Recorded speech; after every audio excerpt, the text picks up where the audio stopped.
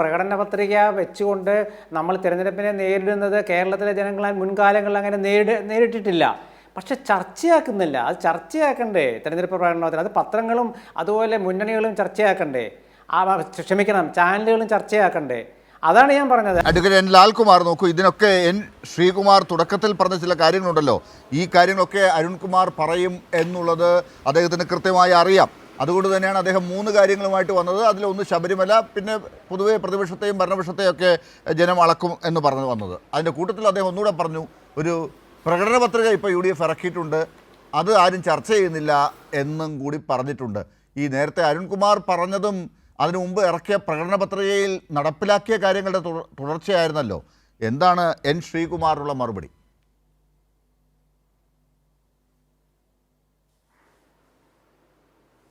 അല്ല, ഇവിടെ ശ്രീകുമാറിയേട്ടൻ ഉന്നയിച്ച 3 പോയിന്റുകളാണ്. ആ 3 പോയിന്റ്: 1 ഗവൺമെൻറ്, 2 ഒപ്പോസിഷൻ, 3 ശബരിമല. അത് മൂന്നായിട്ട് തന്നെ പറയാമെന്ന് കരുതുന്നു. നോക്കൂ, ഈ സർക്കാർ ന്യൂനതകളില്ലാത്ത സർക്കാരൊന്നും എനിക്കൊന്ന് പിണറായി വിജയൻ പോലും പറഞ്ഞിട്ടില്ല, പറയാൻ പറ്റില്ല. കാര്യം എല്ലാ സർക്കാരുകൾക്കും സർക്കാരിൻ്റേതായിട്ടുള്ള പ്രശ്നങ്ങളുണ്ടാകും. പ്രത്യേകിച്ച് സെൻട്രൽ ഗവൺമെൻറ് നമ്മളെ സാമ്പത്തികമായിട്ട് വളരെ പ്രതിസന്ധിയിലേക്ക് തള്ളിവിടുന്ന ഒരു ഘട്ടത്തിൽ കൂടെ പോകുമ്പോൾ അതിന് ഒരു ലിമിറ്റേഷനുണ്ട്. ആ ഫൈനാൻഷ്യൽ പ്രൂഡൻസുമായി ബന്ധപ്പെട്ട് ഒരു വലിയ പ്രശ്നമുണ്ട്. നമുക്ക് ക്യാഷ് അവൈലബിൾ അല്ല, അല്ലെങ്കിൽ റവന്യൂ പ്രശ്നമുണ്ട്. അങ്ങനെ ഇരിക്കെ ഏറ്റവും മാന്യമായി ഈ പറയുന്ന ഒരു പ്രതിപക്ഷം ഭരിക്കുന്ന ഒരു സംസ്ഥാനം, എന്നുവെച്ചാൽ BJP ആണല്ലോ രാജ്യം ഭരിക്കുന്നത്, ആ ഭരിക്കുന്ന ഒരു സംസ്ഥാനത്തിന് ഏറ്റവും വൃത്തിയായി കാര്യങ്ങൾ ചെയ്യാൻ പറ്റിയ ഒരു ചരിത്രമുണ്ട് കഴിഞ്ഞ 10 വർഷമായിട്ട് എടുത്തു കഴിഞ്ഞാൽ. നോക്കൂ, കഴിഞ്ഞ 10 വർഷത്തിന് മേളിലായിട്ട് നരേന്ദ്രമോദി തന്നെ ഭരിക്കുകയാണ്. അതിനകത്ത് മറ്റ് സംസ്ഥാനങ്ങൾ നിങ്ങളെടുത്താൽ നമുക്ക് വ്യക്തമായി മനസ്സിലാക്കാൻ പറ്റും. എല്ലാ സംസ്ഥാനങ്ങളെയും പിഴിയുകയാണ്, എല്ലാവരും പിഴിയുകയാണ്. നമുക്കാണെങ്കിൽ പണം തരുന്നില്ല. നമ്മളിത് ഇന്നും ബഹുമാനപ്പെട്ട വിദ്യാഭ്യാസ വകുപ്പ് മന്ത്രി കേന്ദ്രത്തിന് ഒരു കത്തെഴുതിയിരിക്കുന്നൊരു ഘട്ടത്തിൽ കൂടിയാണ് നമ്മൾ കടന്നു പോകുന്നത്.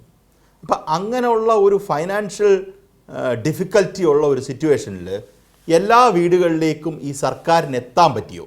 എന്നെ കേൾക്കുന്നവരങ്ങനെ ആലോചിച്ചാൽ മതി. നിങ്ങളിലേക്ക് ഈ സർക്കാരിന് എത്താൻ പറ്റിയിട്ടുണ്ടോ? എല്ലാ വീടുകളിലും എത്താൻ പറ്റിയിട്ടുണ്ടെന്നാണ് ഞാൻ കണക്കാക്കുന്നത്. വിവാദങ്ങൾ അവിടെ നിൽക്കട്ടെ.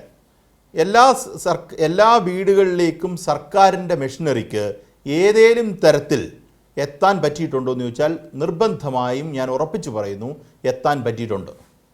ഓപ്പോസിഷന് യഥാർത്ഥത്തിൽ അങ്ങനെ കഴിഞ്ഞിട്ടുണ്ടോ എന്നുള്ളൊരു ചോദ്യമുണ്ട്. ഓപ്പോസിഷനും അതുപോലെ തന്നെ ചെയ്യേണ്ടതാണല്ലോ. ഓപ്പോസിഷൻ്റെ പ്രശ്നം കോൺഗ്രസ്സിന്, പ്രത്യേകിച്ച് ലീഗിന് ഇച്ചിരിയുടെ വ്യത്യസ്തമായിരിക്കാം, കോൺഗ്രസ്സിന് സംഘടനാപരമായ ശക്തിയില്ല. ഇവർക്ക് ഇപ്പോൾ CPM-നെതിരെ എന്തെങ്കിലും ഇവർക്ക് പറയണമെന്നുണ്ടെന്നിരിക്കട്ടെ, അത് എത്തിക്കാനുള്ള ശക്തി ഇവരുടെ ഇല്ല.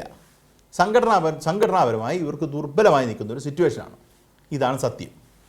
ഇതവർ എത്ര മറച്ചു വെച്ചാലും അവർക്ക് കൃത്യമായി കാര്യങ്ങൾ വ്യക്തമായി ബോധ്യമുള്ള ആൾക്കാരാണ്.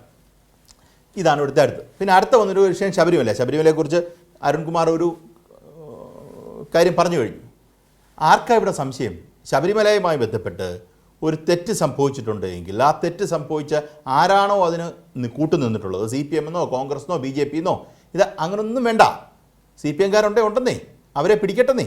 പിടിച്ചല്ലോ, അടുത്ത റൗണ്ട്, അടുത്ത ഇൻവെസ്റ്റിഗേഷൻ്റെ അടുത്ത ലെവലിൽ വേറെ ആൾക്കാരുണ്ടെങ്കിൽ നമുക്ക് പിടിക്കാമല്ലോ. ഒരു കാരണവശാലും അതൊരു ഐഡലിൽ, എന്നുവെച്ചാൽ ശബരിമല സന്നിധാനത്തിലെ അയ്യപ്പനിൽ വെസ്റ്റ് ചെയ്തിരിക്കുന്ന പ്രോപ്പർട്ടിയാണ്. അദ്ദേഹമാണ് അതിൻ്റെ അൾട്ടിമേറ്റ് ഓണർ. അങ്ങനൊരു സിറ്റുവേഷനിൽ അത് വേറൊരാൾ എടുത്തുകൊണ്ട്